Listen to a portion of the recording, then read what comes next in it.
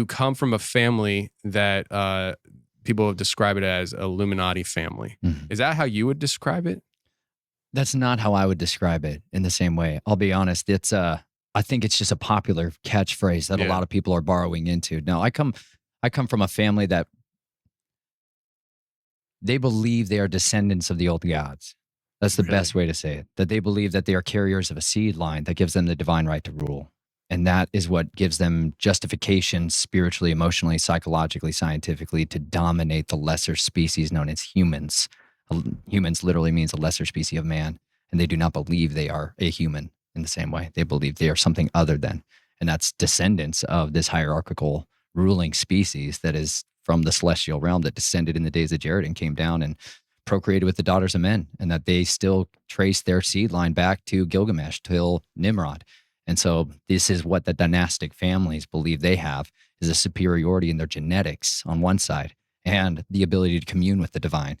And so their children are progenitors of these, some might call them abreactions, mutations, these skills, psychic abilities, that kind of stuff, all variants of it. And so they raise up their children in this path with which involves a tremendous amount of shattering of the soul and the identity so that there's compartmentalization within, and it allows them the ability to train their child up in a way that makes them conducive towards the family.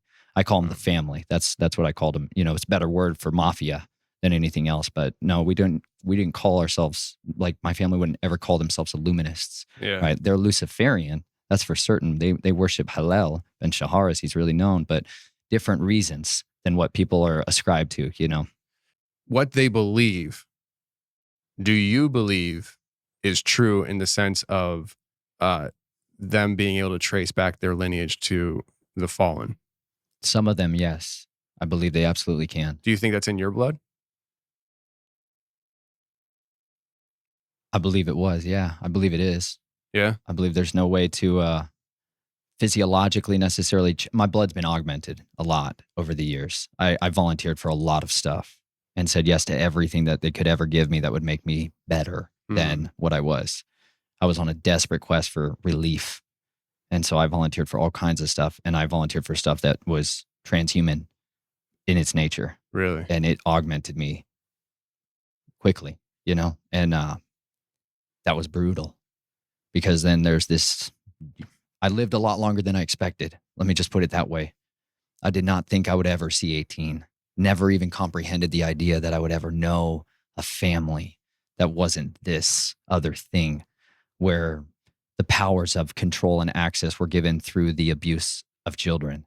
That's what I knew as normal. And I knew that people were corrupt and monsters and were willing to devour each other to rise to the top. I understood what wolves were when they ran the world. And so it was very hard for me to get to a place where I could believe that I could be redeemed, because I had witnessed enough of things in the families that make it seem like I am irredeemable forever. And it took me, there was one book that made a massive difference in that, which was called The Gospel to Every Creature. And I believe it's written by John Darnell. It is very hard to find. I have a copy, but it's been scrubbed. And it's the good news to Nephilim, vampires, and transhumans, you know? And it helped me to see that maybe I wasn't anathema, that maybe just because I have this seed line in me, that maybe just because I'm a progenitor of the offspring of the fallen, that it doesn't mean that I'm not able to be redeemed. Because no matter what, by blood or by belief, I believe that we have a Messiah that overcame and we can overcome by the blood of the Lamb and the words of our testimony, and not loving our lives when faced with death. And it was that powerful encounter with the Almighty, with the true judge of all the earth, who I can make an appeal to, who can give me a new bloodline, you know, and that's what he offers to everyone. Wow. And so I do believe that's available to those that come from these families. I was in a male cult. This is the Brotherhood of the Snake down in Lake Havasu.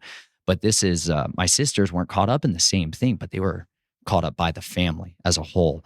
And so this carried on, and we moved into this place called Show Low Pinetop, Lakeside, Arizona. And this is where an area, they would move to these specific high places where the veil is really thin. There's a very famous story about a guy who had an alien encounter out there, Snowflake, Arizona. And this is an area where I was right on the Apache reservation. White Mountain Apache Reservation was 100 yards from my door, and they would go out into the Apache reservation to these specific high places and do these rituals and this ritual magic.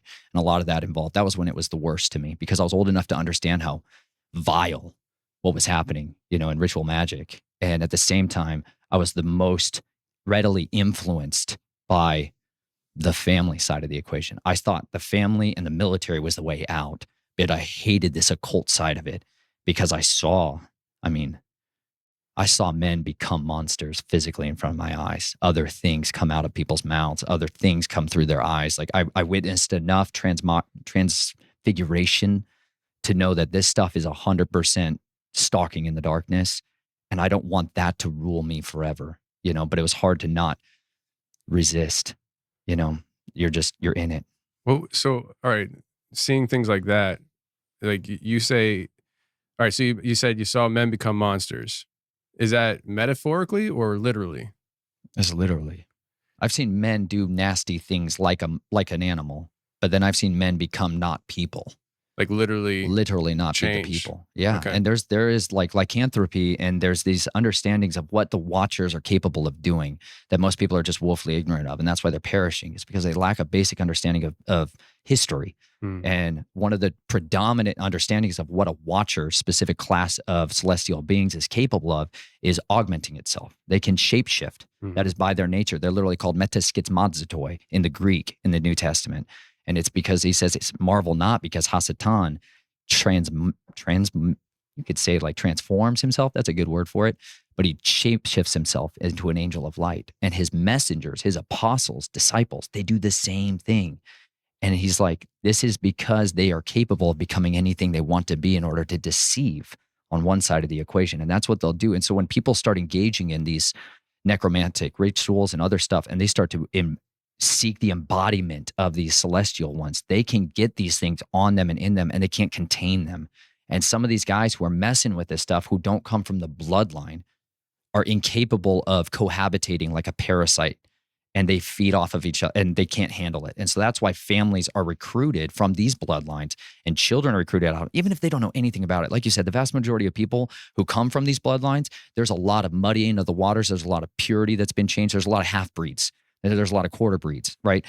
There's a lot of people that don't know this stuff, and they start to get into lesser magic, and all of a sudden it's like the doors of everybody open to them. But that's why. It's because they can host these things better. Whereas those that don't, they get taken over by this stuff, and they can't change back. They can't return, in a sense. Like, people become completely possessed and are incapable of expelling the darkness after that. And who do you turn to? You're going to go to the Catholic guy who's all into the same thing that you're into, Like, most people don't understand what a real deliverance is required for somebody that has gone down this far down, where they are consuming people. Like, that's a deep, devastating psychological, spiritual shock, physical, your liver, like the health. This is why I'm huge into health, because I've physically had to try to find ways to help people who have done all of these things. Like, the consumption of human blood does horrific things to the human body. And this is a major practice within this. These families do drink blood. That's why we have these vampire class of people. It's not some kind of myth.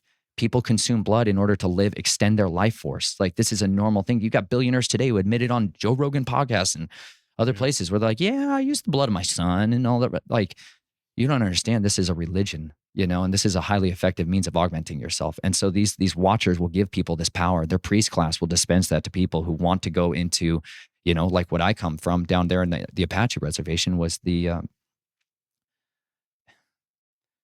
people that slip between realms and become animals.